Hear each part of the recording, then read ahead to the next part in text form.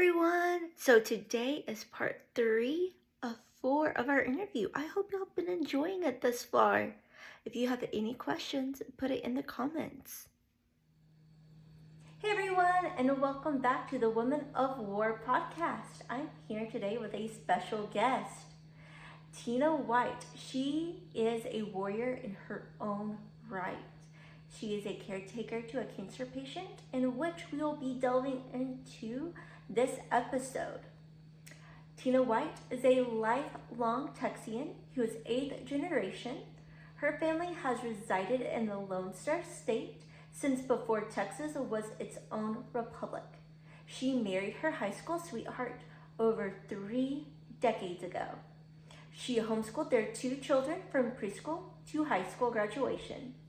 Tina has served on boards of directors and executive boards of directors and has volunteered her time and talents since she was 18. She's even won an award or 2 for what she's done for her community. She has degrees in English and history. She's a published writer and photographer, a foodie, unplanned caretaker, and her most important title is that of Mimi to her first grandchild. Here we are with Tina. Hello, thank you for having me. Of course.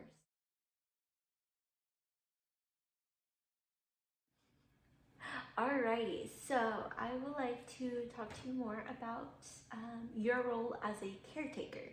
Okay. So, can you tell us about your experience as a caretaker for someone with multiple myeloma? I don't know if my experience is any different than anyone else with a different cancer. There's lots of doctor's visits, lots of lab tests and values,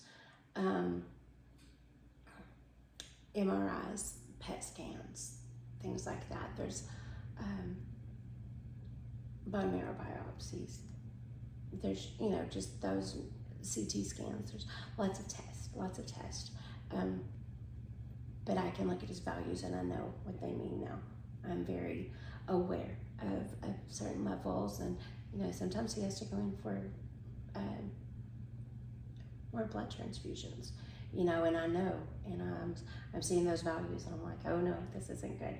Or, and we just went through a time where his white blood cell count bottomed out, and he actually has been fighting pneumonia for almost 3 months and finally gotten rid of it. And I saw that coming. The week before he went in the hospital, the first time this month, I wasn't sleeping at night because I knew he was in distress. And so I would catch a couple of hours of sleep in the morning. And so as a caretaker, you get to know your, for lack of a better word, patient. So I knew something was up. I know his normal. So I'm very aware of everything. If he sniffles, are you okay? I'm always aware of that. And so, as a caretaker, I'm always try to make sure I'm there with him for everything, every doctor visit, every chemo.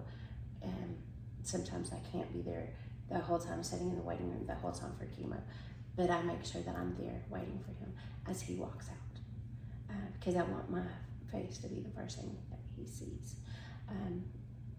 Him knowing that I'm constantly there for him, and that just constant, that source of security, even, that's what I want.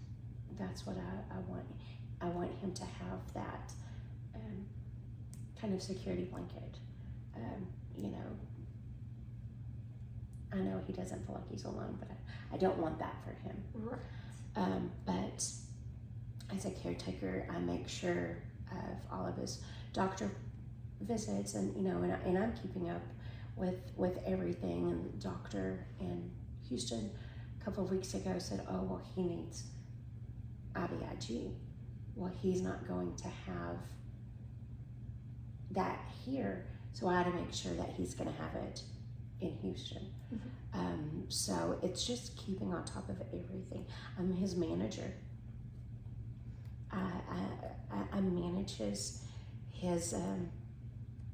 all of his medical things, and just make sure everything flows as easy as it can for him. Take a lot of the worry off as much as I can for him. Sometimes it means I'm putting on his socks.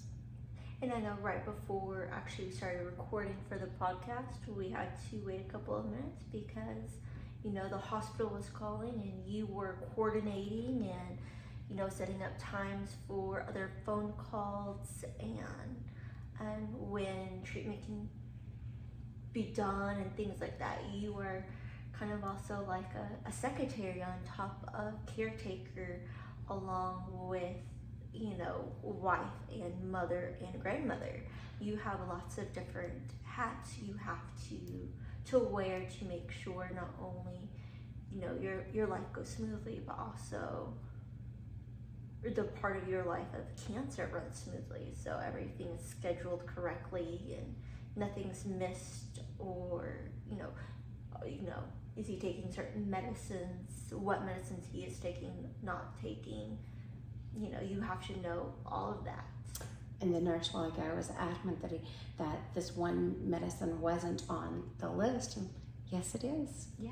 I do not remember the generic name of that particular medication, but I can give you the name, brand, and generic medication and how many grams of everything that he's taking, how often he takes it. I know this forwards and backwards in my sleep. Mm-hmm. But yes, and I can't tell you how many times we could look at my phone and count them up, but I can't tell you how many times I've actually talked to MD Anderson today. My phone call started at 8:30 this morning. Yeah, and I know, especially since this new treatment's about to start, you've been basically on the phone from the time you wake up to the time you go to bed. And talking about that, how do you actually communicate with the doctors and nurses, and what if something pops up, how do you actually communicate with them and let them know that the patient isn't doing well? And how do you do that? Well, with the local oncologist, which they just facilitate treatment at this point, but whenever they were the main oncologist, they have a 24-hour line. Okay. And so they always have an oncologist on call. We had to call them one time. So thankfully, it was no big deal. We weren't sure if it was a big deal because he was getting shots in the stomach. And there was an issue with that, some redness. And if you've ever seen blood poisoning, it's kind of what it looked like. Oh, wow. But we were told, oh no, it's normal. That is not something you would expect to be normal, especially with the medicine, to make it look something. Right. It's supposed to help you, not make you look worse. Right. So that was, one time that we got to use that. With MD Anderson, they have a neat system where basically we send them an email or text, it's in that form, and we choose what doctor we want. And, they tell us, well, we have 24 hours to answer you. But honestly, I think it's only been 24 hours one time. Now, you're not going to get answered on the weekends. Right. But if there's something on the weekends, then, I'm sure there's a workaround for that. But, I keep the team in Houston informed on a regular basis. If they don't hear from me, they know everything is fine.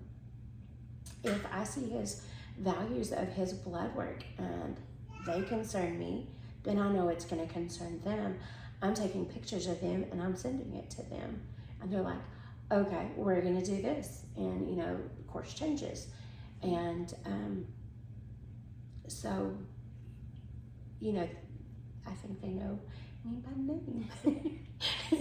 So with that, it keeps his treatment kind of fluid, because if something pops up, they can automatically start course correcting and putting in new treatments or taking away treatments, things like that. Or call us there immediately and say, get here. And how many times has that happened? happened? Because I know that's happened a couple. A lot. Yeah. And, and there's been times when they've said, well, come here. Like whenever he had a radiation for the second time in September and October, he was receiving radiation treatment again. And he had that at the very beginning. But whenever it came back, he had to have more. And they're like, get here. Just fly here. Just come down today and we'll get you in for just a doctor's visit with the radiologist. Wait, do you know that's going to cost us $2,000 just to fly there today? And this is almost a 12-hour trip for y'all from the hometown to go to MD Anderson. Yes. And so it needs to be planned. It's not just like, we're going to MD Anderson today. We just did that a couple of weeks ago, had a video visit with the doctor, and she realized he still wasn't over the pneumonia. And she's like, get here. And this was like noon when we were talking to her, but somehow we were there by 7 that night, and taking him to the emergency room. And they were full. There were over 80 people ahead of him needing beds. And we were told it was the longest we ever had to wait for a bed in the emergency room at MD Anderson. And we were told, for the duration of your stay, you're probably going to be in this ER room, which was fine. It was a private room. The chair was comfortable. I was fine with it. No big deal. And 20 minutes later, he was being moved to the leukemia floor. I was like, well, shucks. We don't have this nice little warm cocoon. And there is an actual level for multiple myeloma, correct? There's 2 floors. One is more severe and one is more like a regular, hospital floor. But one is like the ICU, like whenever he has a stem cell, whenever he had the stem cell transplant and whenever he'll have the CAR T, that's on one floor. So if you're more, your patients that need more attention have their own floor. You don't have mixed. So we were actually on the leukemia floor for a couple of days, and then they moved us to the multiple myeloma floor. We're like, but we were comfortable. We liked visiting the leukemia floor. But then we got to the multiple myeloma floor, and we saw nurses that we knew. And it was nice. It honestly was to see faces that we knew and that remembered us and how are you doing? It was nice to have that. All right. So my next question for you is, how do you prioritize self-care and avoid caretaker burnout? I will be honest with you and tell you I don't do that very well. Okay. But I think one of the things that has happened organically and also sadly is we now know other people with cancer. And, some of them are caregivers, some of them are, cancer patients. And we have kind of formed our own little network. We check in with one another. Not that all of the people are connected, but I'm connected with each of them. We are checking in with one another. We're, how are you today? How did his visits go? What did the test show? How are you feeling today? What's your next test? Yeah. We're present for one another, and people are checking on me. And I have one sweet friend with that's battled cancer, and she just makes me feel like the worst friend because she says the nicest things to me and gives me the sweetest compliments, and just bragging on me as a caretaker, as a wife, as a friend. And I'm just like, that is so sweet. She's just really being present in the moment and aware. And I'm like, and I'm just trying to make jokes over here or something, and she's being so sweet. And So that's probably the easiest way. Just, and I spoke about whenever his cancer came back and he was in the hospital for several weeks a year ago. MD Anderson has something called social workers. Mm-hmm. She would come to the room to talk to me. She was the only person that came to the room for me. There were teams and teams of people that would come in to see my husband, to take care of him, to do what they were supposed to do. But she was the only person that came in solely for me. Mm-hmm. And they have an observation deck up on the top floor. And we just took about 30 minutes to go up there and just sit and talk. I mean, we talked about, she had on purple scrubs. She had purple clipboard. She was writing with a purple pen. Did she like purple? Not really. It just happened. And, but that moment of just talking about anything other than the grueling journey that we had just been on for a couple of weeks is fabulous. My son is good to like gift a massage or something like that for Mother's Day, and so that I'm getting like one massage a year. It's supposed to be, according to my masseuse, it's supposed to be once every week, once every 2 weeks. I'm getting in one a year. But I'm to be honest, I'm not doing a good job at it. I'm trying, but we're fixing to go through another time in the hospital. And, if he's in the hospital, I'm in the hospital too. If he's in the hospital room, that's where I'm sleeping too. And you don't get a bed. You have to sleep in a chair. A chair or a couch. And sitting on it as a couch is okay. And they're meant to be beds as well, but it's kind of like a concrete slab.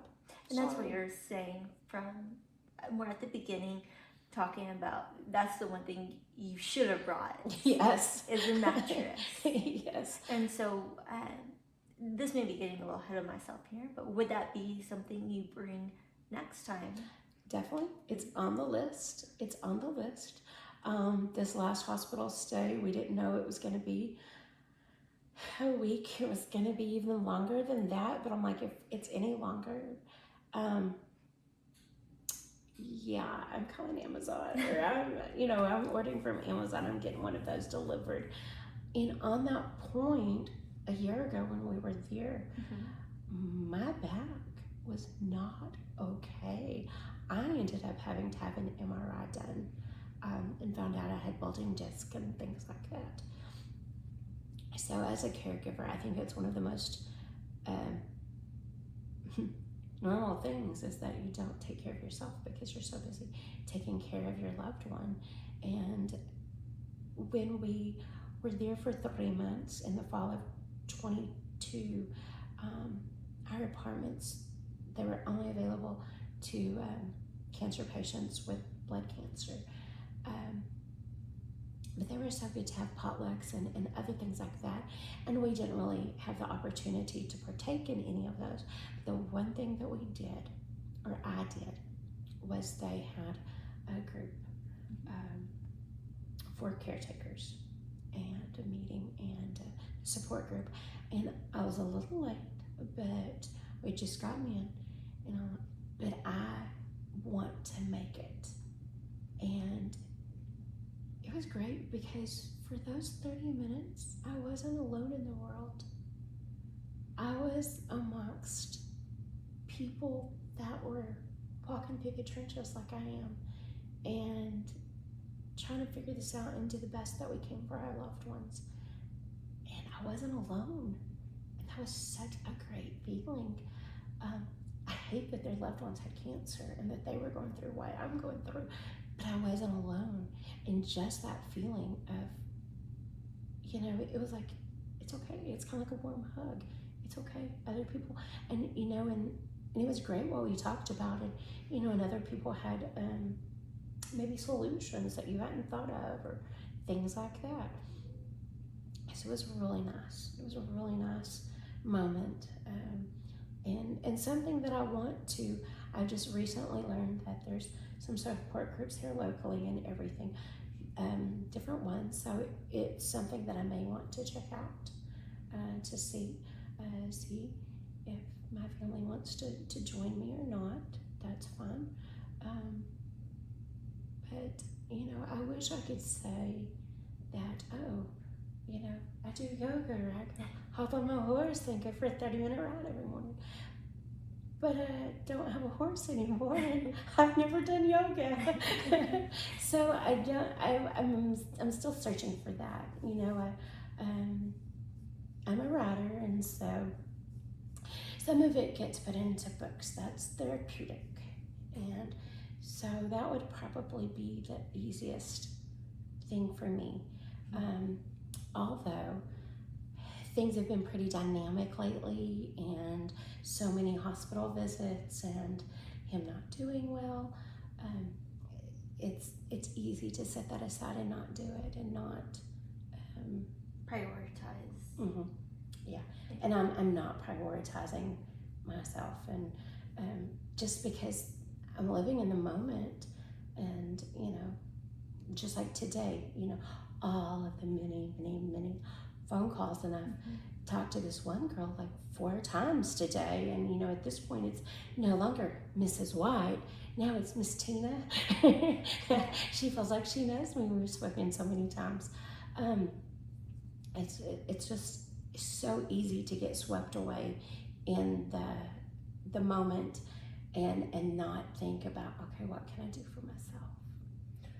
Yeah, and you already kind of answered this question, but like, what resources or support networks have been beneficial to you? Family and and a few close friends. We just kind of keep everything close to the vest, when and the texting, back and forth, the others that are affected by cancer, a few close friends that are like, hey, how are you? You doing okay? And good to have like some family and those few close friends that was like, are you taking care of yourself? I don't think you're taking care of yourself today. You need to, you need to think about you for a minute. You need to do something for you. So I appreciate that. It doesn't mean that I'm going to, right, but it makes me feel good that they've thought of me in that way. Yeah. And I just have a question, just to go back a little bit, talking about the cell transplants. The CAR T. Yes. Well. The stem cell transplant from 22. Correct. One thing is, y'all couldn't be around people, but that also means children, because of the vaccines, and they're also... Yes, he still hasn't had those. He still hasn't had the opportunity, because even if he had, he's about to be in the same place again where he would have to have them again. Right. But also because they are more prone to getting sick, the little susceptible. Kids, yes, and so that can transfer over to a cancer patient that has absolutely zero way to fight anything. And so you said that y'all had a brand new granddaughter. How did that work? FaceTime. Lots and lots of FaceTime time.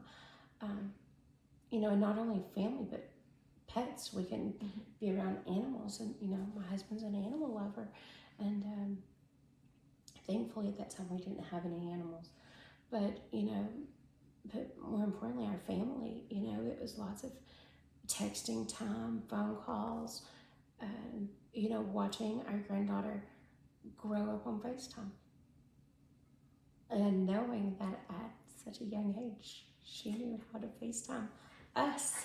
She would call us when she wanted to see her grandparents, and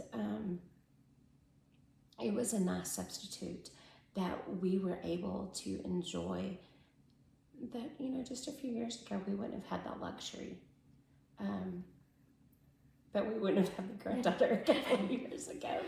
But anyway, it's nice to help that those certain special moments don't escape. We still get to see her grow up and see her new thing, her new words, new attitude, or just maybe she wants to show us what she's wearing that day. We still have that availability. We're still available to her, because it's not just about us seeing her, it's also about us being available to her and her still getting that time, because she wouldn't understand otherwise. A year and a half ago or now, she wouldn't understand that lapse. Yeah. Where did they go? And just like she certainly wouldn't understand it now. And so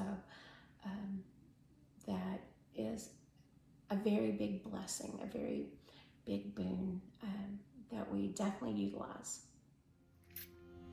This is Megan signing off with Women of Work Podcast. Don't forget to like, love, subscribe, comment, all those things. It really does help the podcast grow, and I would greatly appreciate it. Thank y'all.